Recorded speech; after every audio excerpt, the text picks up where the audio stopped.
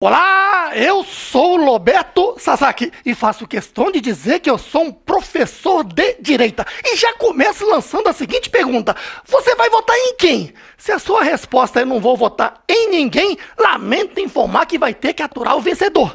Porque a eleição vai acontecer entre a direita Bolsonaro 22 e a esquerda Lula. E um deles será o presidente da República dos próximos 4 anos. Eu, como professor, não recomendo jamais que vote no Lula, porque é o mesmo que dizer para os nossos filhos e netos de que o crime compensa. E lembre-se, essa é a eleição mais importante da história brasileira, porque estamos decidindo o futuro dos nossos filhos e netos. Eles podem até ficar sem a liberdade e ainda podem passar fome.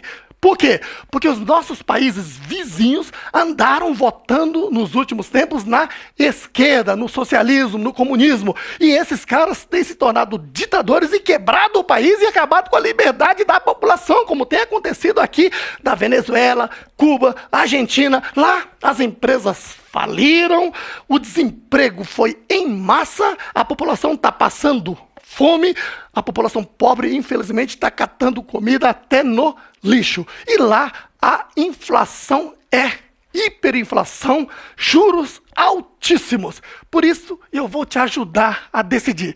Veja, o governo Bolsonaro já está chegando a 4 anos sem nenhum indício de corrupção. Ao passo que os 14 anos de governo PT foram com corrupções e mais corrupções. E centenas de pessoas foram presas com provas. E eu fiz uma lista aqui, nem coube todo mundo, mas eu vou citar aqui os principais presos do PT. A começar, ex-presidentes de estatais como Aldemir Bendini, Wagner Pinheiro, Otton Silva, Juquinha das Neves, Renato Duque, Nestor Severo, Jorge Zelada, Guilherme Lacerda, Paulo Roberto Costa, até ex-tesoureiros do PT como João Vacari Neto, Delúbio Soares, Paulo Ferreira, até ex-líderes do PT na Câmara e no Senado como Cândido Vacareza lá na Câmara, Delcídio do Amaral lá no Senado, até ex-ministros do PT, como Paulo Bernardo, que foi marido da atual presidente do PT, José Disseu, que foi o manda-chuva de todo esse sistema corrupto e será o manda-chuva do novo governo PT, lembre-se disso. Antônio Palocci, que foi o ministro da Fazenda, que delatou o Lula como sendo o chefe de toda essa organização criminosa, que ele próprio levava maços de dinheiro na sala do Lula e que o Lula recebeu 300 milhões de propina da Odebrecht lá em conta do exterior. Pedro Barusco, André Vargas, não cabe mais, então eu vou citar o principal, ex-presidente da República, Luiz Inácio Lula da Silva. Que vergonha! Olha, as estatais no governo PT só dava prejuízo ano após ano. Eles queriam quebrar para vender e fazer corrupção em cima. Já no governo Bolsonaro, estamos chegando a 3 anos com estatais dando lucros e mais lucros de bilhões de reais. Claro, é só não roubar que dá lucro.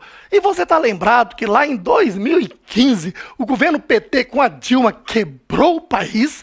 O país viveu a maior recessão econômica dos últimos 120 anos e eles deixaram 15 milhões de desempregados e 22 milhões de desocupados. A violência, assalto e etc. cresceu no país. Já no governo Bolsonaro, a violência diminuiu, assalto diminuiu, porque ele, em apenas 3 anos e meio, gerou 5 milhões e 100 mil novos empregos. Em termos de média mensal de geração de emprego, o governo Bolsonaro já bateu recorde de todos os governos da história do Brasil.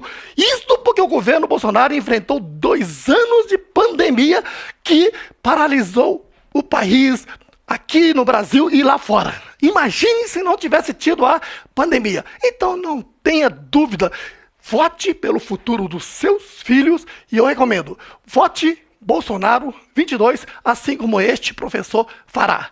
Tamo juntos!